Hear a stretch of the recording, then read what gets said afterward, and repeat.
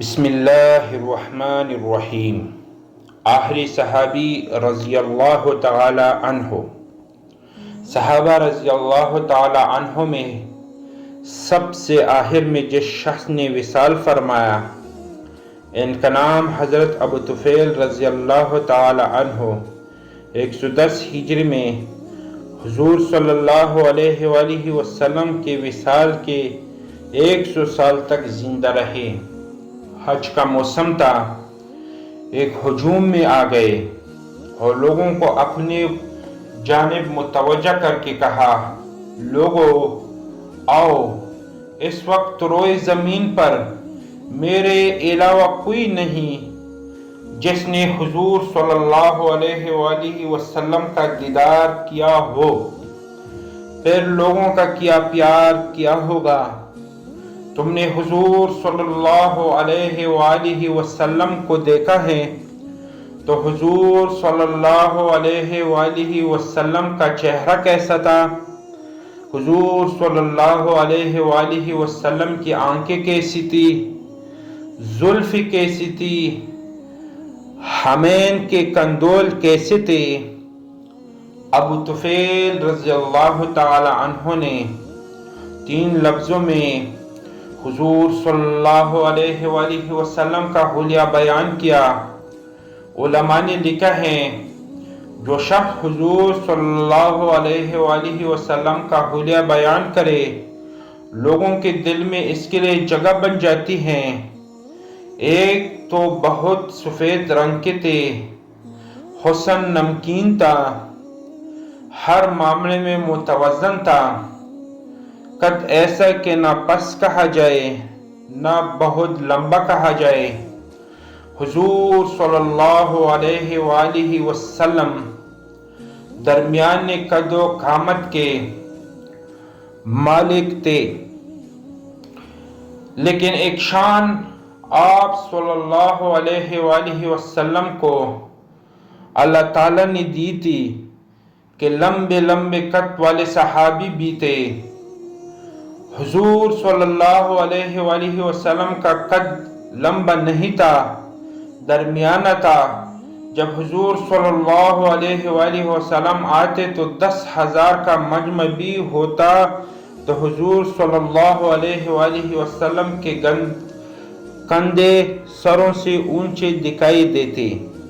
یہ اللہ تعالیٰ نے اپنے محبوب کو شان دی تھی۔ حضور صلی اللہ علیہ وآلہ وسلم کا حسن نمکین تھا۔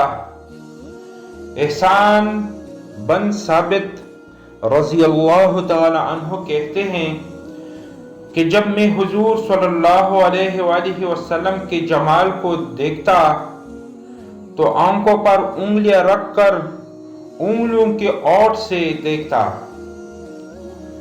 حضور صلی اللہ علیہ وآلہ وسلم کے جلوں کی چمک سے میری آنکھوں کی بینائی نہ جاتی رہی۔ ہمارے پیارے نبی حضرت محمد مصطفیٰ صلی اللہ علیہ وآلہ وسلم کی محبت ہمارے ایمان کا لازمی جزو ہے، جس کے بغیر ایمان مکمل ہی نہیں ہوتا۔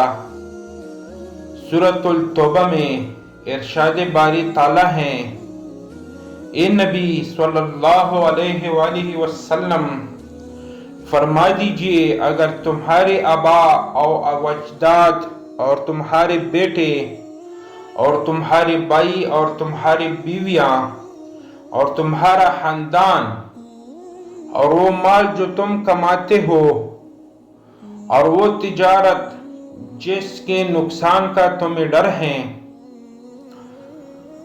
اور وہ گھر جو تمہیں پسند ہے، تم میں اللہ اور اس کے رسول کے راستے میں جہاد سے زیادہ محبوب ہے، تو اللہ کے غضب کا انتظار کرو اور فاسقوں کو ہدایت نہیں دیتا۔ نبی کریم صلی اللہ علیہ وآلہ وسلم کا ارشاد کرامی ہے، تم میں سے کوئی اس وقت تک مومن نہیں ہو سکتا جب تک کہ میں اسے اس کے والدین، اس کی اولاد، تمام لوگوں سے زیادہ محبوب نہ ہو جاؤں۔ بلا شبہ آپ صلی اللہ علیہ وآلہ وسلم کی ذات ہی سب سے بڑھ کر محبت کیسے جانے کے قابل ہیں۔ اللہ تعالیٰ نے آپ صلی اللہ علیہ وآلہ وسلم کی اداؤں کو قرآن پاک کا حصہ بنا دیا۔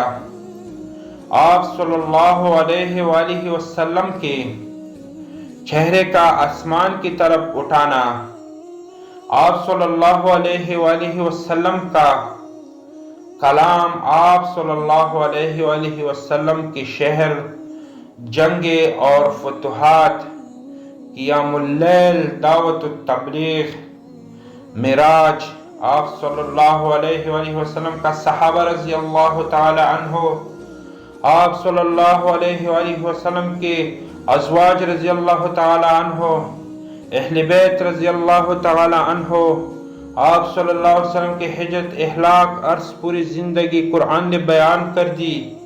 کہے آپ صلی اللہ علیہ وسلم کے رضا میں اللہ تعالیٰ کی رضا بتائی گئی۔ اگر آپ صلی اللہ علیہ وسلم چادر لپیٹ لے تو اللہ پاک یا آیا المزمل اور یا ایسا المدثر کہہ کر مخاطب کرے، کفار کے کانوں پر انا اعطیناک الکوثر کے خوشخبری سنائی، کہیں شاید کہیں مبشر تو کہیں نذیر پکارا گیا، سورج منیر، رؤوف الرحیم جیسے القابات سے نوازا گیا۔ اللہ کو تو یہ بھی پسند نہیں کہ کوئی اس کے محبوب صلی اللہ علیہ وآلہ وسلم کے سامنے بلند آواز سے بات کرے۔ انہیں روز حشر، محشر اور شفاعت کرنے والا بنایا گیا، سقائی کوثر اور مقام محمود سے نوازا گیا۔